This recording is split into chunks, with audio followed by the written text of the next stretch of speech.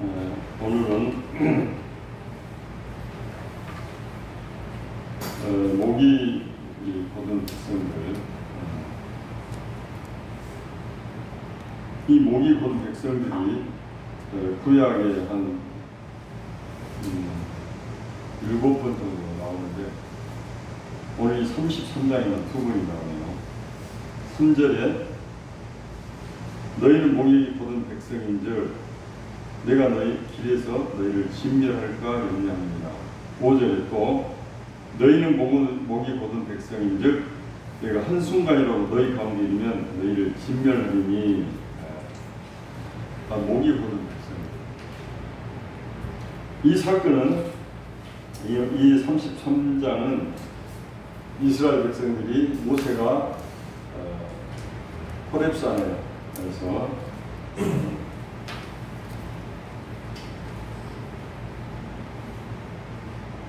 십계명을 들고 내려올 때 그때 황금 송아지를 만들었죠. 그랬을 때 그 십계명을 던져서 깨버리고 지금 여호와께서 진노하여 내리시는 말씀입니다. 이 말씀은 비록 이스라엘 백성들이지만은 우리 인간은 에덴 동산의 그 행위 언약을 지키지 못하고 여호와께 범죄한 이후로 우리 인간은 창세기에 보면은 사람들이 하는 일에 모두 다 악하니라라고 하나님께서 말씀하신 것이 나옵니다. 그러면서 하나님께서 노아와 그 8 가정을 제외하고는 전부 다 진멸하시죠. 오늘 이 이후로 제가 곰돌이 지난주 생각해 보니까 갑자기 제가 대학교 때 읽었던 시지푸스 신화가 떠올랐어요. 그 알베르토 까미를 제가 가끔 떠오르는데 옛날에 한번 제가 변신이란 까미 변신이란 그걸 한번 인용한 적이 있어요. 그 변신은 사실은 예수 그리스도를 의미하는 것이거든요. 사람이 어느 날 곤충으로 되는 거예요. 신이 어느 날 곤충만도 못한 우리 인간의 모습으로 되어오셨어요. 근데 그 사람을 가족들이 너무 부끄럽고 오세스럽고 하고 방에다 가라고 그러면서 그 사람이었던 사람이 곤충의 삶을 사는데 어떻게 껍딱 잘못하면 몸이 뒤집어져가지고 하루 종일 버둥버둥하다가 어떻게 일어나고 이 모든 것들이 낯설죠. 그렇게 혼자 갇힌 채 가족들은 모르게 교회 갈 때 눈물을 잠궈 놓고서 내려주는 거고 갖고 와서 먹이도 주고 먹이도 주고. 그런데 어느 날 주일날 아침에 거리에서는 은은한 종이 울리고 그 집안의 소망이었던 그 아들은 그 벌레로 된 채로 서서히 죽어가며 가족들은 교회에서 예배드리고 집으로 돌아가면서 그 변신이 끝이 납니다. 예수 그리스도가 하나님의 아들이었으나 그 벌레가 자기들이 아들인 줄 알면서 그걸 너무 부끄러워서 숨기면서 그리고 혼자 고립돼서 죽어가는 것. 그게 바로 예수 그리스도의 바로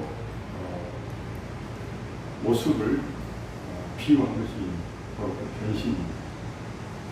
이 까미는 사실은 실존주의 그 철학자요 문학가로서 니체와 더불어 쌍벽을 이룬 니체가 신은 죽었다. 자라투스트라는 이렇게 말하면서 그들은 신을 대적했어요. 그 신을 대적하는 그 근본에는 사실은 신은 너무나 완벽해서 우리 인간이 가까이 갈래야 갈 수가 없는 거예요. 그래서 까미는 부조리를, 니체는 처인을 이야기했습니다. 하나님 그 부조리는 무엇이냐면 신은 이 완벽하게 세상을 창조하셨고 또 그 천국까지 다 준비하셨다는 거예요. 우리 사는 건 왜 이렇게 불행해요? 왜 이렇게 허무한가? 기쁨은 잠시뿐이고 또 그 기쁨 순간을 통해서는 그 뒤에는 계속 탈과 허무와 나태함, 피곤함. 우리 영원한 행복은 과연 예수를 믿는 내가 길이요 진리요 생명이니 나로 말미암지 않고는 아버지께로 올 자가 없느니라.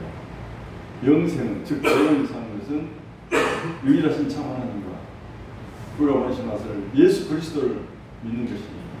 도대체 이러한 방법 외에는 우리 인간은 영원한 나라 천국에 이르기가 어렵다는 말입니다. 도리어 너무나 완벽하기 때문에 그것에 머리 숙일 수가 없고, 그럼 우리 인간은 무엇일까?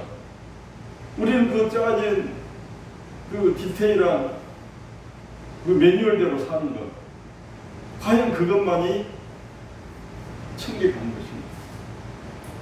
이건 정말 부조리하지 않는가. 그게 바로 까미의 화두였어요. 이 세상은 부조리하다. 창조주가 세상을 창조를 했고 아무리 우리 인간이 잘못을 했다 할지라도 우리 인간의 사는 모습이 이럴 수는 없지 않습니까? 신이요. 도대체 우리는 당신 말고는 길이 없다는 말입니까? 우리 인간 존재 이유는 무엇입니까? 요즘 말하는 MZ세대들. 그 MZ세대들은 무슨 일을 하든지 화이. 왜요? 왜요가 좋습니다. 그들이 말은 못지않죠. 눈빛을 보면 끔벅끔벅한데 그게 애호였어요. 그래서 그들은 자기가 스스로 합리적이고 스스로 인정이 안 되면 어느 날 서서히 준비를 합니다. 한 번, 두 번, 일주일, 그리고 한 달. 이곳은 내가 있을 곳이 아니다. 내가 떠나야겠다. 그 옛날 MZ세대 그 이후에 세대들은 말을 하고 갑니다. 비록 입술에 침을 바르고 거짓말했어요. 참 제가 지방으로 어떻게 가게 되었습니다. 혹은 제가 좀 건강이 안 좋아서 좀 쉬어야 되겠습니다. 그리고 그만두고 복직을 하고 이렇게 했는데 요즘 애들은 딱 한 달 디데이 딱 되면은 바로 그 달에서 그 뒤다부터 안 나오거든요. 처음에는 도대체 무슨 일이야? 전화해봐. 전화도 받지도 어떤 데는 전화번호 바꿔버립니다. 근데 이게 여기저기서 이게 막 두수두수 나오니까 도대체 왜 그러지? 이 요즘 젊은이들. 그 특성을 명대해 보니까 그게 이제 나온 것이죠.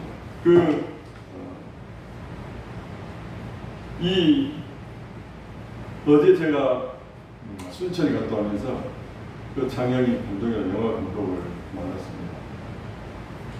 그 친구와 대화가 안 되나 왠지 그 친구에게 뭐 한번은 서로가 교감을 하고 낀다든가 득이 되거나 그런 게 아니에요. 근데 그 친구는 항상 보면은 네모 반듯하게 가는 사람이에요. 또 자기 길은 전문적으로 가고 또 길이 아니고 비이성적이고 비도덕적인 보여되는 지보화를 막론하고 그 자리에서 바로 이렇게 지적해버리는 그런 독특한 사내입니다. 한 거의 2년여 1년 6개월 정도 연락이 없었는데 그 집 앞을 지나가면서 생각이 나타나를 했더니 집에 있어서 같이 행사에 참석하고 차를 한잔 했었는데 그 친구가 조금 대화가 됐어요. 그 대화가 된 그 단어가 뭐였냐면 파장이었어요. 파장. 그 파장이 뭐냐면 주식을 하다 보면 이 곡선이 있는데 상승했다 떨어지고 다시 쭉 떨어지는 것 같은데 어느 날 다시 또 상승하고 그 하루하루의 파장도 있지만 일주일의 파장이 있고 한 달 파장 또는 6개월 파장, 1년 파장, 어떤 것은 5년짜리, 어떤 것은 10년짜리 파장이 있는데 제가 지난 모든 주식들을 이렇게 쭉 봤더니 어떤 원칙이 있는 큰 물 속에서 그게 움직인 것을 깨달았다. 그래서 제가 그 이야기 했습니다. 이제 자네하고 이야기를 드리겠네요. 자네가 단순한 경제의 그 지표인 주식시장의 그 동향을 나타내는 그 곡선 그래프 속에서 큰 틀을 발견하는 것이 파장인데 그 파장은 요즘에 뭡니까? 그 양자 역학에서도 파장이라고 그러거든요. 근데 파장이 아니면서 그 파장을 이해하려면 신을 이해하려면 절대 그 파장을 이해할 수가 없다. 이 세상에 어떠한 경제 논리와 어떠한 철학과 어떠한 사회 논리로 그 파장을 이해할 수가 없다. 왜? 그 파장 속에는 신들의 섭리가 다 담겨져 있다. 그 신을 하나님이라 말하면 유일신이라 말하면 대화가 안 되니까 어둠의 신과 선한 신, 하나님과 또 반대하는 그 신들이 어느 한쪽에서는 탁 떨어졌다가 어느 한 순간에는 피로에 의해서 겹쳐지는 그 피로가 누구의 피로냐? 서로가 우긴다. 어둠의 신은 자기가 피로해서 그걸 만들었다고 하는데 사실은 하나님께서 그 살짝 양보하면서 너 해라 하면서 다시 하나님 원하는 쪽으로 끌어가는 것. 이 역사의 주관자이신 알파 오메가이신 하나님께서 끌어가는데 그것을 하나님이라고 하는 요즘 사람들은 대화가 막히니까 하여튼 어둠의 신과 하나님의 신이 서로 때렸다가선 부딪혔다 때로는 때려서 벌어져 가면서 그 속에 역사와 경제와 철학, 문학 모든 문화들이 다 속에서 그 파장을 따라갑니다. 그랬더니 하여튼 목사님 그건 잘 모르겠고요. 주식적 파장을 보니까 정말로 그 길이 보이더라. 그래서 자기가 최근에 이해를 했다고 그러니까 친구가 2억을 빌려줘서 그까지 5억을 벌었습니다. 그러면서 굉장히 자신만만해서 한 몇 달 했는데 봤더니 결국은 조금 몇 천만 원 정도 남고 결국은 교육비로 다 날라갔습니다. 그 이야기를 하더라고요. 어찌됐든 그 파장 덕분에 모처럼 하나님 이야기를 하면서 약 2~3시간 시간을 보내면서 그 친구에게 자기가 정말로 그 파장을 이해하려면 스티브 잡스라든가 또 이 10대 갑부들은 그 신의 파장의 논리를 이해하는 사람들입니다. 그렇기 때문에 그들은 세계 10대 갑부가 된 것이다. 너는 이제 해봐야 그 몇억 벌고 10억 버는 그 파장인데 그 파장은 아주 협소한 파장이라 언제든지 매몰돼 버리고 큰 적도 없고 네가 그 오른 긴 줄 알고 나중에 5년 지나서 보면 그 파장하고 나는 멀어져 있었네. 근데 지금 그 당시 너는 그 파장이 중심이 있다고 생각해요. 맞습니다. 어떻게 그걸 알았어요? 나는 주식을 아무것도 모른다. 그러나 나는 이 세계에 끌어가시는 하나님을 알기 때문에 그러한 현명한 지혜가 있다. 자문에 보면은 모든 것이 헛되고 헛되다. 젊은 날에 책을 보고 연구를 하고 공부를 하고 돈을 벌고 수많은 재물과 화와 쾌락이 모든 것을 따라다녔었죠. 지난 날들을 회고보니 모든 것이 헛되고 헛되다고 했던 그 솔로몬은 그 나이에 완벽하게 하나님의 그 역사를 이끌어 가시면 깨달은 것이다. 그 젊은 날에는 제가 정말 믿음으로 천번제를 올렸으나 그 천번제를 드릴 때와 나중에 제가 죽음을 앞두고 자면서 전도서를 쓸 때에는 그 인생은 하나님의 그 역사하신 이 인류의 파장을 저는 이해하게 된 것이다. 그 이야기를 했더니 조금 그래도 저는 싫습니다. 중요한 것은 뭐라고 하셨냐. 저는 인간이 어떻게 신에게 무릎을 꿇고 신 아니면 안 된 것처럼 그런 사람들 자체가 굉장히 저는 싫고 이해가 안 되는 막 화가 치밀어 이유도 없이 바로 알베르토 까미나 니체가 그렇게 살았습니다. 니체는 45세에 죽었어요. 그리고 까미는 46세에 죽었고 그들이 참 지령이 있었습니다. 폐병. 그리고 계속 그들은 니체는 초인을 이야기했죠. 초인은 무엇입니까? 뛰어넘을 초월할 사람의 일반 보통 사람으로서는 도저히 이 삶을 살 수가 없죠. 그래서 보편적인 인간이 아니라 초월해버린 것, 슬픔도 기쁨도 즉 일희일비하지 않고 흔들리지 않고 어떠한 것에도 우리로 말하면은 모든 것이 가나 모든 것이 유익한 것이 아니요 모든 것이 가나 모든 것에 얽매이지 아니하라 했던 그 사도 바울의 어떤 신앙의 한 부분처럼 그러한 삶을 초인적인 삶을 살아야 되는데 우리가 성경에 보면은 바울이 초인적으로 삶을 살았습니다. 어떤 삶? 그는 사실을 감함매를 2번 받고 강도를 만나 죽을 뻔 잃어버리고 강을 만나고 그리고 때로는 돌로 머리를 맞아서 하여튼 한 번 죽을 뻔했으나 끝나지 않고 초인적 우리가 보면 초인일 수밖에 없죠. 하나님의 복음을 경전하다가 십자가에서 순교하신 그 사람이 진짜 초인이죠. 근데 그 니체는 어느 날 자라투스라가 말했다 보면 어느 날 동굴에서 그 시달타처럼 참선을 들어간 것이죠. 어디 보면 돌을 닦은 것이죠. 어느 날 나와가지고 깨달은 거예요. 그러면서 거리에 다니면서 외치기 시작합니다. 무엇을? 저희가 깨달은 것을. 그런데 그 핵심이 뭐냐면 초인이 되지 않냐면 우리 삶은 까미처럼 부조리한 삶 가운데서 이 삶이 너무나 무의미하고 정말 날마다 소망이 솟아오르고 열정이 솟아오르고 기쁨이 있고 그런 삶이 아니다는 거죠. 이 부조리한 삶, 권태가 어느 상황이 되어버리면 모든 것을 다 해도 권태합니다. 또 달려가고 만족이 안 돼. 이래도 만족이 안 돼. 그 권태가 우리 인간은 도대체 무엇인가? 도대체 어디까지 해야 되는가? 플라톤 이데아라고 있어. 이데아. 플라톤의 이데아나 니체의 초인이야. 그것은 뭐냐면 우리 인간의 평범한 모습으로는 도달할 수 없는 행복의 경지에 이르려면 거의 신의 경지에 가야 됩니다.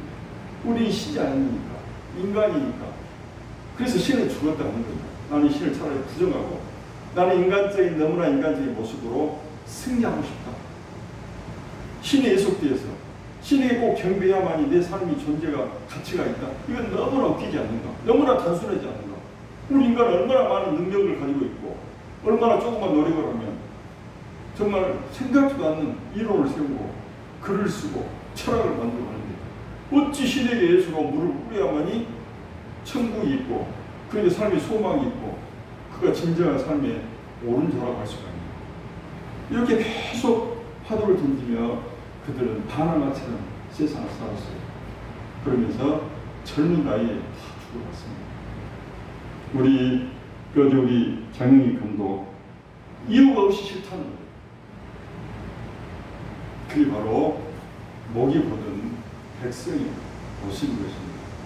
까미가 썼던 시지푸스 신화를 보면 눈물이 납니다. 그 줄거리가 이랬습니다. 한 인간이 신에게 저주를 받습니다. 그 저주가 뭐냐면 신의 말에 순종을 안 하는 거예요. 그러니까 참 연령으로 말하면 신으로 보면은 참 반항하죠. 그래서 너는 지금부터 벌을 벌칙을 주겠다. 저 삼각 모서리로 되어 있는 그 산 꼭대기에다가 이 5톤 되는 바위를 밀어 올려서 저 산 꼭대기에다 올려놔라. 근데 신은 그 산 꼭대기를 아주 5톤짜리 바위가 앉을 만한 어떠한 넓적한 공간 없이 이를테면 우리가 흔들바위 보면은 좀 구조적으로 토지 안정이 되지 않는 데도 불구하고 그 자리에 있으면서 흔들흔들하지만 굴러 떨어지지도 않고 묘하게 자리하고 있는 그 정도의 틈도 없는 즉 완벽하게 도저히 그 바위가 설 수 없는 그 바위는 둥그렇고 왜 모서리 져 있으면 힘들지만 그 모서리 중에 세울 수도 있으면 숙제가 한 번에 끝나버립니다. 그래서 시지푸스는 그 바위를 밀고 처음에 올라갔습니다. 딱 올라가서 꼭대기에 올라갔는데 그 날에다 이렇게 세우려고 바위를 이렇게 세우려고 했는데 또 올라갈 때 굴러갈 때 다시 잡고 또 세우려고 그러니까 바람이 불고 또 쓰러지고 그래서 이것은 세울 수 없는 것이라 계속 내가 바위를 잡고 있을 수도 없고 근데 무슨 말 깨달은 거예요. 이게 내 고통이다. 아니다. 내가 그럼 실에게 나는 계속 그 숙제하다가 인생이 끝나는 것입니다. 그럼 나는 여기서 내 인생은 바로 존재는 숙제하다 인생을 끝내는 존재입니다. 그럼 나는 무엇입니까? 사유를 하기 시작합니다. 그리고 내가 자유해야 되는데 자유하려면 이 바위를 놔버립니다. 바위를 놔버리고 바위는 쫙 밑으로 불러갈 만큼 불러가서 그 힘이 다해져서 스스로 멈췄을 때 그는 내려갑니다. 내려갈 때 달려가라는 말을 썼습니다. 걸어가면서 그때 하늘을 보고 구름을 보고 새소리도 듣고 숲도 보고 공기가 오르는 것 같구나. 바다 물도 한번 마시고 그 바위까지 걸어갑니다. 그때 자연의 삶을 사는 것이죠. 그리고 다시 바위문에 걸어서 그때부터는 손에다 침을 탁 덮고 숙제하자. 그리고 또 밀고 올라갑니다. 그 삶은 그 삼각산 꼭대기가 그 5톤짜리 바위, 5톤이라고 안 되어 있습니다. 제가 여러분 쉽게 이야기해서 그 바위를 또 올립니다. 그리고 딱 놓고 손을 탁 놓고 또 걸어가면서 휘바람도 불고 콧노래도 부르고 자기는 이 삶에 고통을 짊어지지 않는 참 자유인이라고 그렇게 합니다. 그러나 그게 바로 까미의 부조리죠. 왜 우리 인간은 끊임없이 뭔가 노력을 하고 뭔가 이루면 끝날 줄 알았는데 그 뒤에 보면은 허탈하고 마음이 채워지지 않고 공허하고 왜 그래야만 되는 거예요? 마치 바위를 올려놓으면 그 바위가 끝이 아니라 다시 또 시작됩니다. 이게 시달타가 말하는 윤회생. 끊임없이 사람은 태어나서 죽고 또 다시 태어나고 동물로 미물로 이렇게 태어나다. 도대체 인간은 어디까지? 그러다 보니 답이 없는데 억겁에 돌을 쌓고 억겁에 선을 쌓으면 그 승부할 수 있다. 이를 겁이 무엇이냐면 1km 평방미터 바위에다가 그 다음에 피단으로 그 바위를 이렇게 감는 거예요. 그래서 돌아 1km를 그 피단을 갖고 쑥 풀어주니까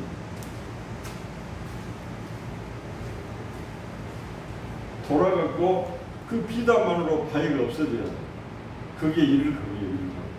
뭐 억겁이면 어깨의 바위를 그렇게 돌려야 되는데 벼란으로 바위를 치면 차라리 더 낫죠. 그 피단으로 바위를 감싸고 본다고 해서 바위가 달아집니까? 그래서 뭔 말이냐면 수학에서 말하는 그냥 무한대일 뿐이죠. 답이 없죠. 그것은 3.14 계속 지금도 3.14는 돌고 있어. 끝이 안 났어요. 그게 바로 무한대일. 이 부조리를 깨닫는 것이다. 그러면 그때 뭐냐면 주님께서는 너희에게 뭐라고 했습니까? 다른 이로서는 구원을 받을 수 없나니 천하 사람 중에 구원을 받을 만한 다른 이름을 우리에게 주신 일이 없음이었더라 그랬죠.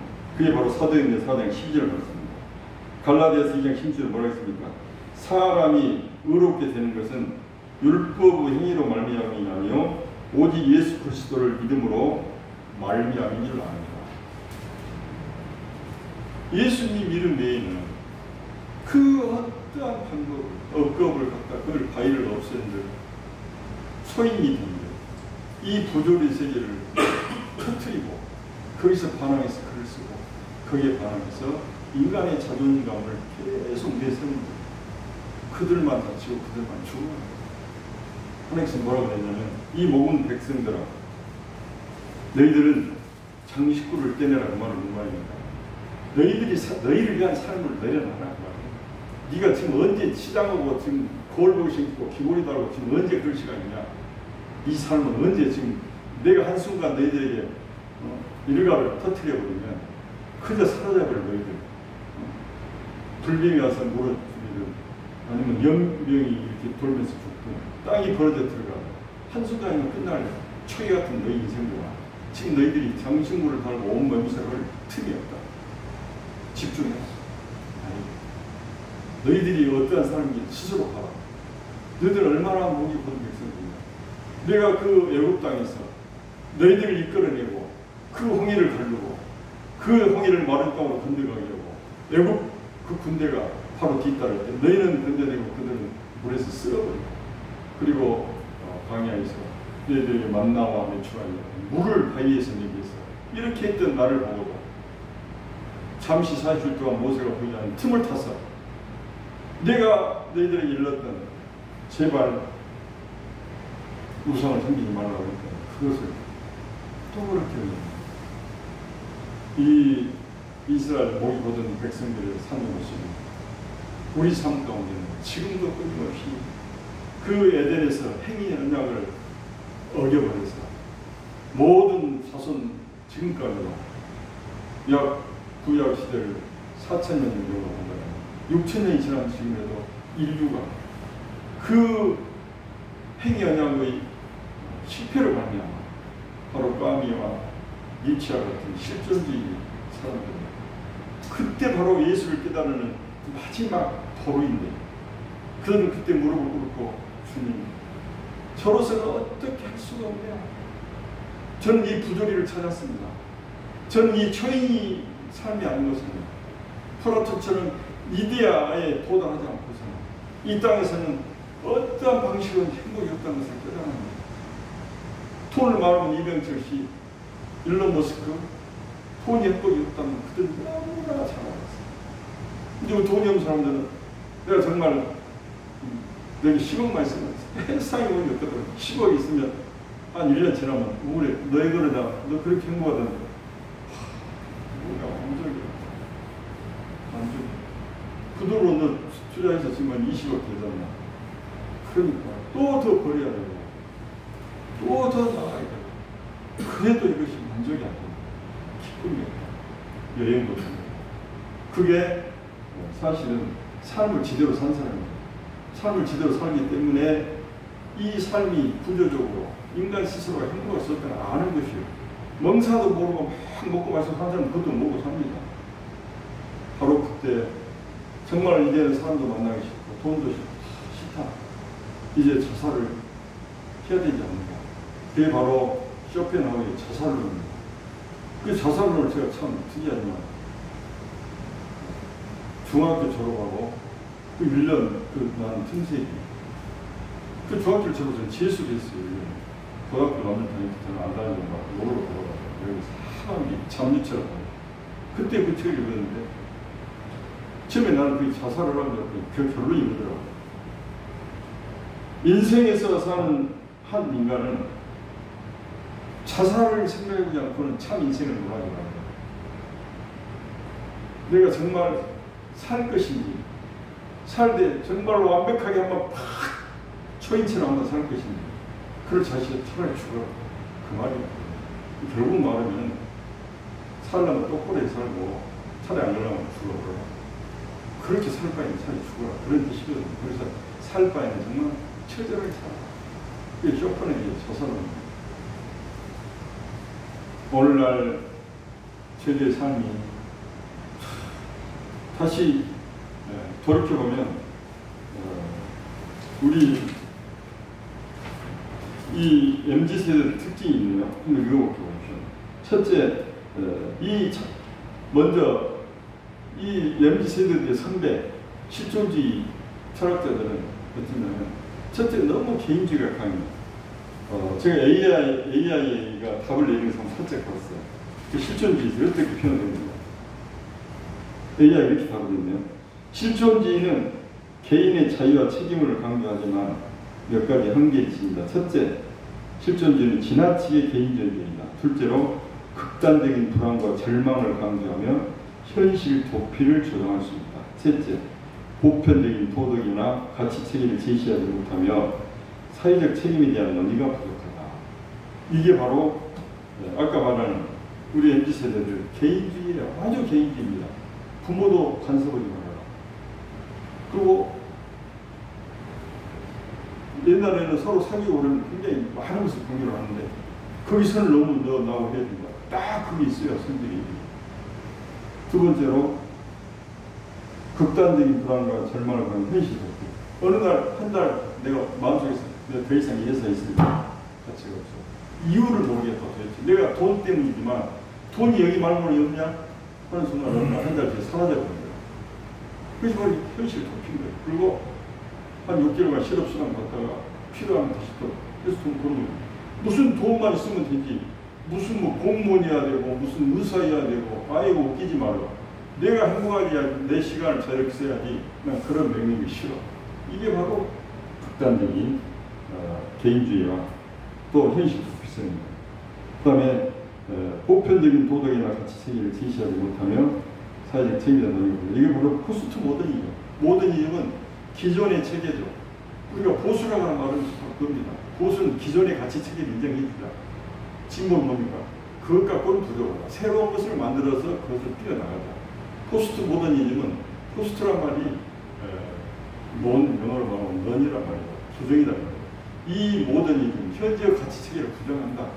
그래서 예술이고 문학이고 철학이고 새로운 것들 주장하고 아주 그게 굉장히 파격적이죠. 문학이 됐든 철학이 됐든. 바로 이러한 것들을 또 바로 뭐냐면 이것이 우리 개인의 인간의 삶에 그 끝자락 속에서 그때 우리는 뭐라고 합니까? 바닥을 친다고 그러죠. 바닥을 칠 때 무릎을 꿇어야 됩니다. 신이여, 나는 당신이 하나님인지 옥황상제인지 석가지는 모르겠어요. 그러나 저와 만나주십시오. 제 인간으로서는 이제 한계가 왔습니다. 어떻게 할 방법이 없습니다. 내가 돈도 가져왔고 솔로몬처럼 다 해봤으나 그 끝에는 허무였습니다. 이 도대체 불합리하고 부조리한 이 세상을 나를 어떻게 해야 됩니까? 무릎을 꿇을 때 성령님께서 찾아가 주시오. 그러나 그 성령님이 자칫 잘못하면 사단이 될 수가 있죠. 그래서 정확하니 10점짜리에다 타겟에다 써야 됩니다. 그게 바로 예수 그리스도입니다. 그 10점짜리의 그 관역에 맞지 못하다가 마지막에 1점짜리라도 맞았을 때에 그니 시간이 걸리지만 다시 10점짜리 그 천국의 길을 갈 수 있는 그 구원의 길을 갈 수가 있는데 매번 서서나 그것이 다 부질없는 이슬람의 거짓에 불교에 모든 우상이었는데 막론이었는데 그 속에 쌓았던 모든 것들은 다 부질없는 것이고 무릎을 꿇을 때 진정한 그 어떤 유일하신 참 하나님 예수 그리스도 그게 무릎을 꿇고 이제는 목이 곧은 그 모든 것을 무릎을 꿇어야 됩니다. 주여 그 오른편 강도처럼 저에게도 구원이 있습니까? 오늘 내가 너와 구원해 줄게. 이게 우리 인간의 모습인 거예요. 그리고 오늘 이 출애굽기 33장에 오늘 읽었던 본문 말씀처럼 우리 인간들은 목이 곧습니다. 하나님을 인정하지 않으면 모든 사람들 또 하나님을 믿고 따르는 모든 믿음의 사람들도 자기 거짓대로 믿습니다. 나는 주일날 외에는 교회를 안 가요. 나는 교회 가서 또 이렇게 되는구만. 나는 이것만 할 거야. 참, 내가 복음을 전부 다 만들어가지고 하나님의 무한하시고 광대하시고 무소부재하신 그 신적 권능을 부인하며 아주 하나님을 액자에 있는 하나님처럼 아주 적게 가둬버리고 아니면 대한민국 안에 있는 하나님을 가둬버리고 아니면 민주주의라는 이름 안에 하나님을 가둬버리고 아니면 문학과 철학하고 자기 교회밖에 하나님을 가둬버려서 하나님의 이 창조주로 세상을 끝낸 또 세상의 주관자로서의 모든 것을 스스로 막아버리는 또 목이 곧은 오늘의 크리스찬들이 있습니다. 오늘 이 본문 말씀을 듣고 믿는 우리들은 나는 무한하시고 창조주시고 모든 부분에 하나님 무릎을 꿇으며 나의 모든 것을 다 내어드리고 내가 당신 앞에 무릎을 꿇고 신발을 벗고 당신 발에 입술을 드립니다. 예수여 저를 긍휼히 여기소서. 나는 당신의 종입니다. 나는 신앙이고요. 당신은 나의 왕입니다.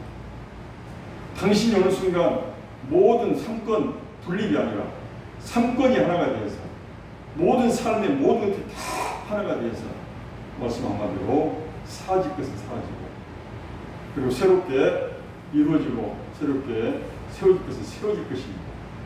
모든 권력을 왕 당신으로부터 나옵니다. 나는 당신의 신앙입니다. 이런 신앙 고백입니다. 그리고 정말 이제 마지막 주님 오시길 준비하며 각자의 모습으로 오늘도 그 삼위일체 삶을 살아갑니다. 그 각자의 모습으로 주님 오시길 준비하는 우리들의 개인과 가정과 교회와 공동체와 세계가 연합된 세계교회, 우리는 이것들을 정말로 큰 틀로 이해하고 무엇이든지 다 주님 안에서는 가합니다. 주님 안에서는 그 어떤 것도 제가 다 수용하고 다 사랑하고 다 이해하겠습니다. 이렇게 정말 유연하고 부드럽고 상냥하고 아름다운 우리 크리스찬 삶을 살아가는 불구하고 그렇지 못하고 살고 있는 우리들, 그 뒤에는 과연 무엇일까요? 그래서 뒤에는 바로 정교역이 자리하고 있습니다. 탐욕역이 있습니다. 그리고 그 탐욕과 정교역에는 그 모든 사탄 뒤에는 옛뱀 용이 있고 그 옛뱀 용은 바로 루시퍼입니다.